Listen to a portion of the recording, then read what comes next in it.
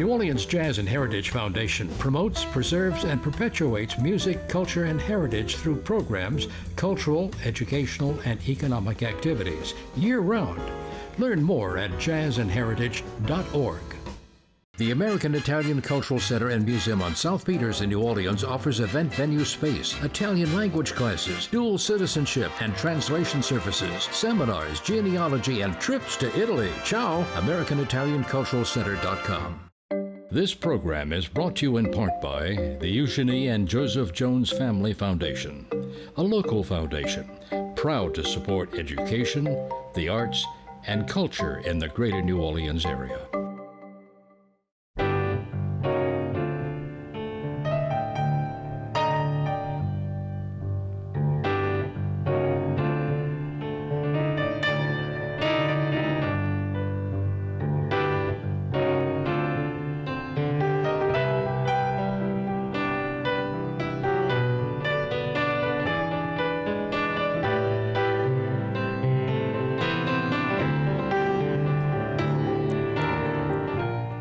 I'm Peggy Scott Laborde, and welcome to Steppin Out, with updates from the local restaurant, arts, and entertainment scenes. Joining me, Poppy Tucker, host of Louisiana Eats on WWNO Radio. Hi. Hello, Peggy. Good to see you.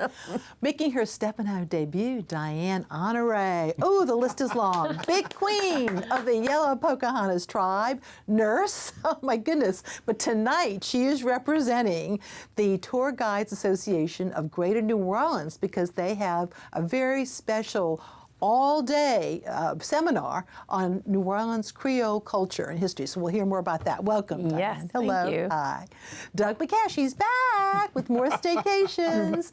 And of course, he covers the arts and culture scenes for the Times-Picayune, the New Orleans Advocate. Hello. And Alan Smason, editor of the Crescent City Jewish News and theatercriticism.com. Hello, Mr. Hello. Allen. Hello. Poppy, lots of restaurant news tonight. Well, you know, I didn't know Doug was talking about staycations, but we're going to start off with a great staycation idea because the Alto Rooftop Bar at the Ace Hotel on Carondelet Street is really a place to see and be seen. This is a ninth floor oasis. The pool is beautiful, and we all get access to the pool, sliding rates between $30 and $50 a day, but they have a special on Tuesdays. You can go swimming and hang out up there at the Alto for $10 from 9 a.m. to 9 p.m. 12 hours of swimming and fun. Special pricing you can have on recliners or on the day beds. But, you know, all that time at the pool, you're going to get hungry. And there's lots of delicious things to eat. So, for instance, they have several versions of a spadino, which is a skewer sort of a yummy with tuna, or you can get it with beef or melon. They have salads. They have really great, yummy, crispy pizza. They have sandwiches. There are frozen cocktails with beer and wine. All sorts of deliciousness and lots of great fun to be had. It's really a terrific place. I just love the Ace Hotel, and of course, don't forget that lovely Italian restaurant, Josephine Estelle, right downstairs. So it's a terrific place to know about. Something that is a New Orleans tradition that I know you look forward to every summer because I've spotted you and Errol in the dining room at Ralph's on the Park. Their 3 apps and a glass of wine has started up, and it's going to actually run until September the 30th. And oh, the deliciousness, plenty of food, 3 apps. There we have the beef debris tartine. They have shrimp beignets. They're very famous. One of the dishes they're known for, shrimp scully. There's also crab bruschetta. There's fried oysters. There's salads. Of course, there's truffle fries, but you can have 3 choices of anything, all for just $38 with a glass of wine. That is a deal. every night through September 30th. And then, you know, I was so disappointed. Once in a while, I'll hear about some great reservations, and by the time I get to talk about it the next Thursday, it's sold out. So tonight, I got some highly sought-after reservations to mention. It's time to make reservations at Dickie Brennan's Steakhouse for their summer beef picnic. For meat lovers, there is nothing more fun and delicious than this. They pour fabulous wines. It's Thursday, August 17th this year. The fun starts at 6 o'clock. Make those reservations because it's going to sell out. And then I checked. There are still reservations available for Arno's Bastille Day lunch. And of course, that's going to be on Friday, July 14th. They're offering 3 courses and a glass of champagne for just $60. And if you can't get to lunch on Bastille Day, go to dinner at another very French restaurant, Couvent, in the Eliza Jane. They're going to have a little welcome reception to kick it off with hors d'oeuvres and champagne. First course, look at that escargot. There's confit on the menu. There's creme brulee. There's entertainment from a group called Pardon My French. And it's just going to be a great time. So all I can say is, ooh la la. Absolutely, ooh la la. And Dianne, as we said, many, many hats. And I know we'll be talking about the Creole Culture seminar, but we just have to show some amazing photographs, courtesy of the Times-Picayune, the New Orleans Advocate, Wonderful. of you as the queen of the Yellow Pocahontas.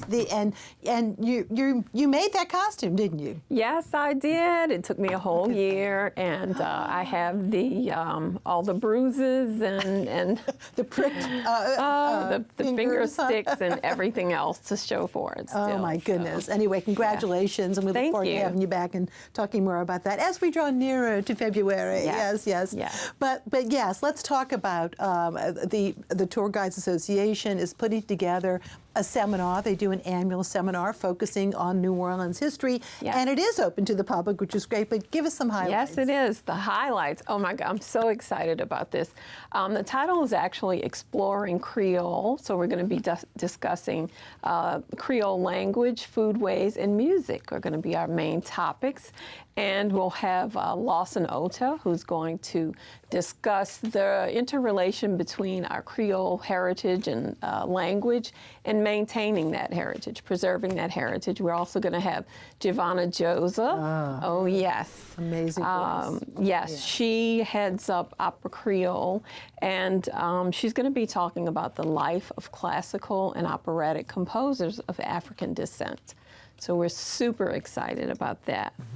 And then you also have another group, Les Sanel, which of course is based on, the name is based on the very important collection of poetry, one of the earliest African-American published and written poetry, isn't it? Look at that. So there's an ensemble now named after them too. Yes, they are awesome. They are a string ensemble, and they actually explore the diaspora through music and memory. So very educational and yet fun. Now this is coming up on the 29th, so you've got a few weeks, but Yes. you can, of course, sign up for it. Now, the Katrina National Memorial Foundation Museum, that's on Douglas Street. On Douglas Street, yes. Okay, so In the where is Ninth that Ward. generally? You know? It's in the Ninth Ward, close Okay. to the Holy Cross area. It's Yeah. right on the river. Yeah, so as we said, members is 65, 75 for the general public, but it's entire day. I saw the researcher Winston Hose on the panel too, talking about he is. food, so that's Yes, great. yes. And Kala, and a little bit of Kala, yes, talking about that. Miss Poppy, amazing show, rice madame. dish. That's right, you show, absolutely. So full screen, tourguidenola.org. That's where you Yes. can go, and of course sign up for it and get your tickets. But once Yes. again, welcome. Hey. Thank you. And Doug, we're staycating some more. Yes, still spending the summer in New Orleans, and there are things to find. There are things to go out and find. And one of those is a small museum called Le Musee de FPC, devoted to free people of color, which was, it deals with the history of the free black population in New Orleans before emancipation, which is a sort of unique society that grew up. These people were almost all descended from enslaved people who either paid for their freedom or were freed somehow. And this society arose that included businessmen, soldiers, politicians, religious figures. And it wasn't equal. But those people were could own property, could conduct business in a way that, of course, enslaved people could not. And it's a very interesting slice of history that's presented in this museum and maybe nowhere else. They are unaware of another such museum. And it was founded by Dr. Dwight and Beverly McKenna. It's on Esplanade, not far from the New Orleans Museum of Art, so if you're out doing that. Maybe a couple of the most famous members of that society were Marie Laveau, the voodoo queen, and Mother Superior Henrietta de Lisle. So you find a great, variety of people from that era. So these are guided tours. We see Giant Roots here. Exactly. Wonderful tour guide, Gina Roots, who is the director of the museum, and a lot of fun. Absolutely. Very interesting. And my understanding is that the tours are on Fridays and Saturdays, so Yes. You have to definitely call ahead. And, You do. You have to make a plans. reservation. Yeah, and the group tours are also available as well, but private tours and group tours, so both of those as well. Yes, indeed. Yeah. Okay, and then moving not too far away, another place. Right. On the same afternoon, you could go over to easily go over to the Backstreet Cultural Museum, which is in the Treme near Claiborne Avenue, and this is a museum that it's a treasure trove of black masking, Indian suits, second line parade accessories, and other such artifacts. And the great thing is, ordinarily, as Dianne well knows, you see these things passing you by in the street rather quickly. And the wonderful thing about going to the Backstreet Cultural Museum is that you can stop and really look. You can tell. You can actually really look at the beadwork and what things say and what the symbols are. It's just wonderful. This was founded by Sylvester Hawk Francis. I remember him well. And his daughter now, Dominique Dilling Francis, is running the place. It's celebrating its first anniversary in a new location. The old location was ruined in a hurricane. And they are actually expanding into another display room in the back. So I think that's all terrific. And of course, we've got the Bone, the Bone Gang, a member of the Bone Gang right there. But it is it's precious because it's on a corner. It looks like it probably was a little supermarket, a little grocery or something. I think I was told it was a little bar room. A bar room. Okay, well, got that. That's very New Orleans. Terrazzo yes. floor, and it really is just a wonderful place to go. And if anybody knows where St. Augustine Church is, it's not far from there. Not far it's at all. Practically around the corner. Yeah. Well, wonderful, and thank you so much. Okay, and moving over to Alan. Well, we would have to get the theater, wouldn't we, eventually? So it's hard for me to believe that there are many people out there who are not familiar with Little Shop of Horrors. The very first of the Alan Menken, Howard Ashman musicals that later led to their work with the renaissance of Disney films such as The Little Mermaid, Beauty and the Beast, and Aladdin. But Little Shop of Horrors is based on a Roger Corman film back in 1960. It was really a classic film known for the fact that it was sort of a cheaply made curiosity rather than anything else. The musical really deviates from it quite a bit, but it is available if you want to see it on YouTube. You can see it. But here they are, the main stars. That's, of course, Leslie Clavery and Keith Clavery.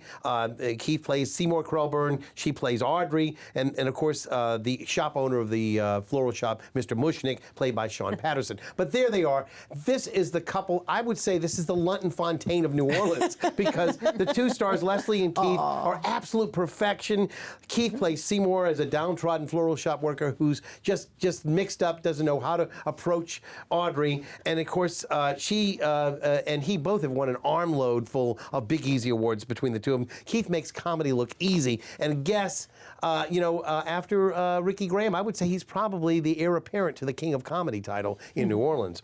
Leslie displays her beautiful voice, though. You have to go see this just to hear her do Somewhere That's Green and Suddenly Seymour. She plays Audrey as good as I've seen it, and I'm including the time last year that I saw Tammy Blanchard, who was the original star of the off-Broadway production. So go check her out and see this particular production. She is fabulous, but of course she is also abused by her sadistic dentist boyfriend. That's Oren Scrivillo there in the chair with Keith there. You can see him about to exact his vengeance. Aaron Brewer is the dentist, Oren Scrivillo, but he's also a host of other characters. I didn't really recognize him with the wonderful makeup that they were doing and the different costumes. He's a marvelous actor out of UNO, and there are other things about this show that I love so much. The marvelous harmonies of the three urchins you see there. The three sisters, the real-life sisters, Jessica, Whitney, and Olivia Mixon. They play Chiffon, yes. Ronette, and Crystal, named after popular girl groups of the 60s. And again, they carry the show from the opening title number as well as Skid Row, and they play opposite Oren in Dentist, and then also the Meek Shall Not Inherit. You've got to see this. They are not to be missed as well. I would be remiss if I did not, however, give a shout out to Mr. Sean Patterson for his performance as Mushnik. Sean and Keith get to enjoy a moment in the spotlight with the son Mushnik and Son. And aside from the actors on stage, this production also features wonderful puppetry for Audrey 2. That's the big plant that you see there on the left. Case and Jude Guttoso and Peyton Wilkes do the puppetry, and Devion Vashon Martinson provides the voice of Audrey 2 wonderfully. And this show may not be for the very young because it can be a little bit scary, but it's all done with tongue-in-cheek. Kudos to Jarrell Hamilton from New Orleans, who's been working in New York on her choreography, Rick Paul for the set design, as well as Dan Zimmer for the lighting, and Lauren Hart for the wigs and the makeup. Again, the congratulations should also go out to Dr. John Ray Proctor from Tulane, who helmed this production. You can only see this show, however, as you said, Peggy, just for a few more days, because it's between now and Sunday afternoon, and then it goes bye-bye.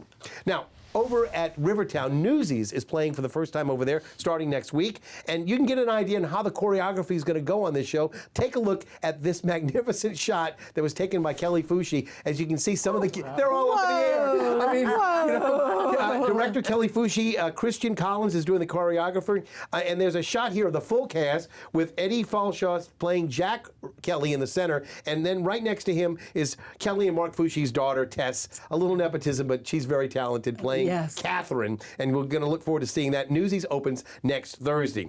Meanwhile, over on the North Shore, real quick, Mean Girls Junior open tonight, but aside from the plastics, you may want to keep in mind that they have another junior production coming up very soon, and this is also for the kids, and that's going to be none other than Finding Nemo Junior. And then you can see, I don't know if you can see that costume. Jeez. You see the face there? That's really wonderfully done. So again, Cutting Edge Theater, you remember Cutting Edge Theater started in a beauty salon. That's why they call it Cutting Edge. and they got to be so popular, they built a stage next door and moved everybody into that. And they still have the beauty salon.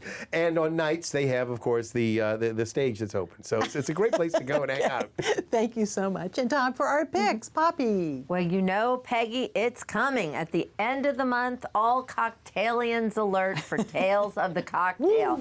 And if you're interested in going, look at the single-day passes.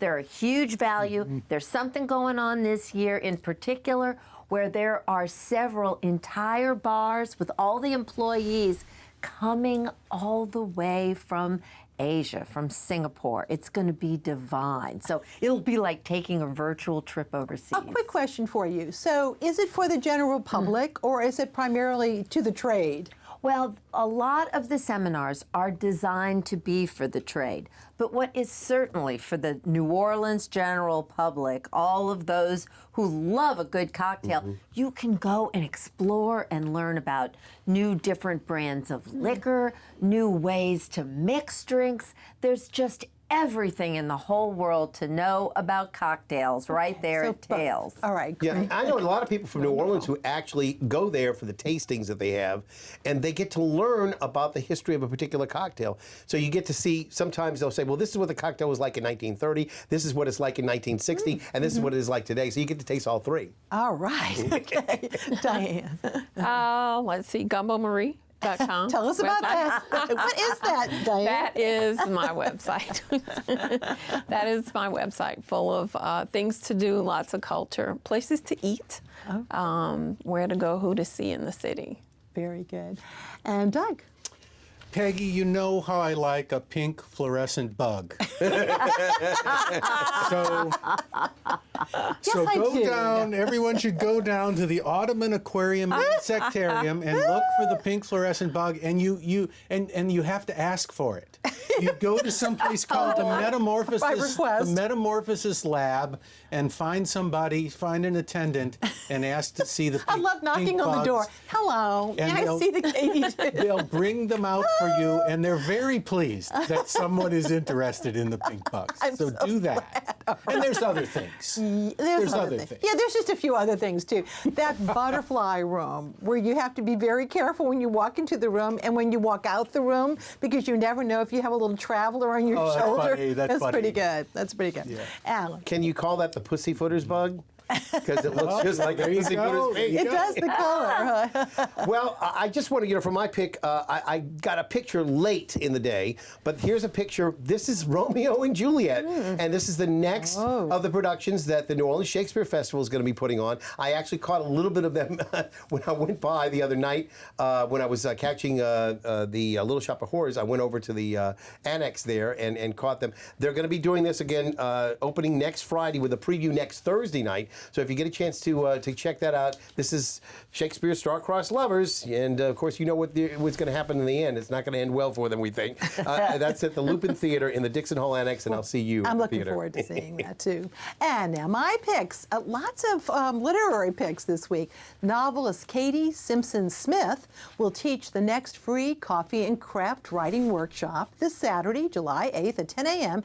at Baldwin & Company. And of course that's the bookstore, the corner of Elysian Fields and St. Claude. She'll discuss researching and writing historical fiction, of which she's written many books. The event is presented by the Tennessee Williams and New Orleans Literary Festival. Go to the festival's Facebook page to register. Visual and performance artist Jose Torres-Tama, one of our buds, will have an open house at his gallery this Saturday from 5 to 9 p.m. That's at 1329 St. Roch Avenue. He will feature music-related new works, and he'll talk about his art at 8 p.m. Go to torrestama.com for more information. He's getting ready, by the way, for a big show at the New Orleans Jazz Museum in April, so that's exciting. On Tuesday at 6 p.m., the Garden District Bookshop, Pulitzer Prize winner Richard Ford will talk about and sign his brand new novel, Be Mine. You can register for the event by buying a ticket at gardendistrictbookshop.com. The price includes the price of a book, and just an additional $10, then you can have two people come too, but you get one book. Okay, and then also on Thursday, this is really exciting, at Octavia Books, Richard Sexton and Randall Delahanty will sign, look at the new cover. They'll sign and discuss the 30th anniversary edition of their classic, New Orleans, Elegance and Decadence. And Doug, I know you know that one very, very well. Also Thursday at 7 p.m., historian Mickey Pfeffer will be discussing the life and times of writer Grace King. And Pfeffer has a recent book on the actual friendship, longtime friendship between King and Mark Twain and his family. The free talk is at the East Bank Regional Library on West Napoleon in Metairie. And a P.S. here, there's still a few seats available for WYES Season of Good Taste Dinner at Briquette. That's next Friday evening. Go to wyes.org/events for a menu and tickets. And by the way, one of our favorite bands, the Loose Cattle Band's playing at the Maple Leaf this weekend. So you can check all that out too. Before, though, we leave you, Diane, as I said, the the list is long as how many things we could talk to you about. But you're a founder and a revival of a group of the Black Storyville Baby Dolls. Yes, I founded them 2015. And explain if someone's never heard of a baby doll.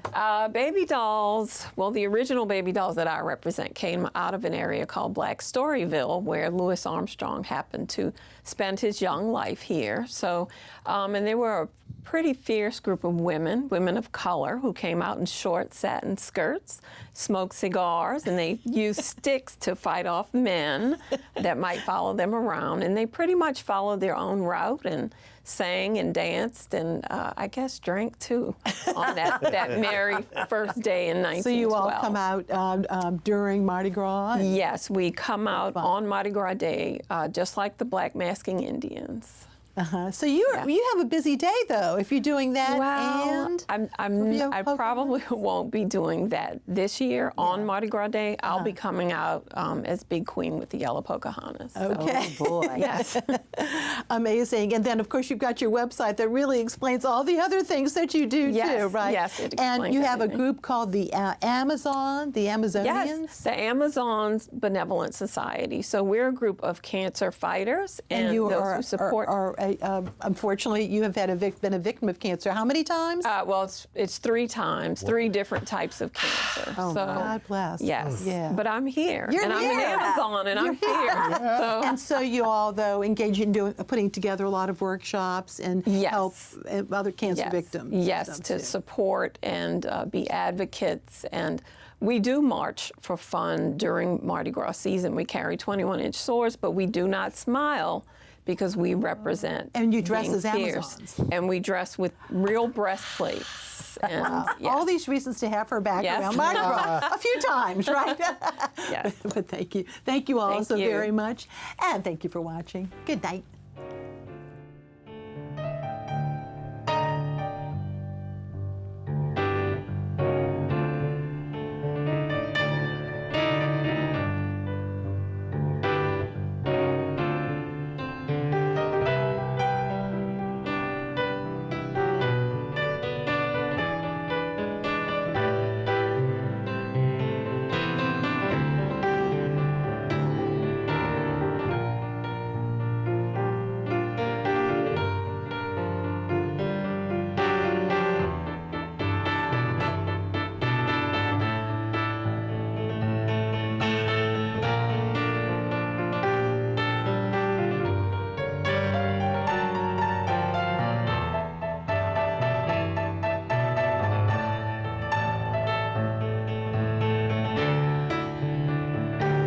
The New Orleans Jazz and Heritage Foundation promotes, preserves, and perpetuates music, culture, and heritage through programs, cultural, educational, and economic activities year-round.